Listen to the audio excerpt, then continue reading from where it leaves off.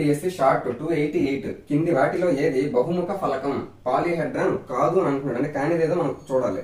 ముందు బహుముఖ ఫలకం అంటే ఏంటి అని అంటే మనకి పాలీహెడ్రన్ అంటే ఏదైతే 3D లో ఉంటుందో ఆ ఫలకం ఏదైతే ఉంటుందో అది రేఖాఖండాలతో ఉండాలి. ఇప్పుడు ఫర్ ఎగ్జాంపుల్ నేను క్యూబాయిడ్ దీర్ఘగణం తీసుకుంటాను.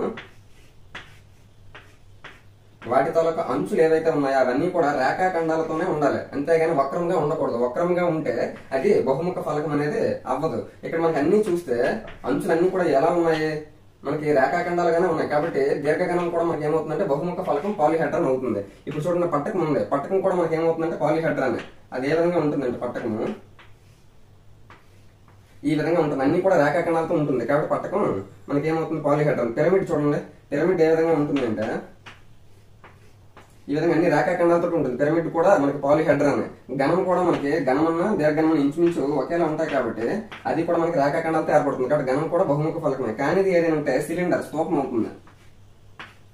ఈ విధంగా ఉంటుంది. వాటి తాలూకా చూస్తే ఇక్కడ మీరు ఆధారాలు అవి ఏ విధంగా ఉంటాయంటే వక్రంగా ఉంటాయి, సర్కిల్ షేప్ లో ఉంటాయి. కాబట్టి అది మనకి రేఖాఖండం మాదిరిగా ఉండదు కాబట్టి బహుముఖ ఫలకం కాదు. అదొకటి. నెక్స్ట్ ఈ శంకుకు సంబంధించి శంకు ఇటువంటివన్నీ కూడా మనకి బహుముఖ ఫలకంలోకి రావు. కాబట్టి option 4 is the correct answer. Thank you.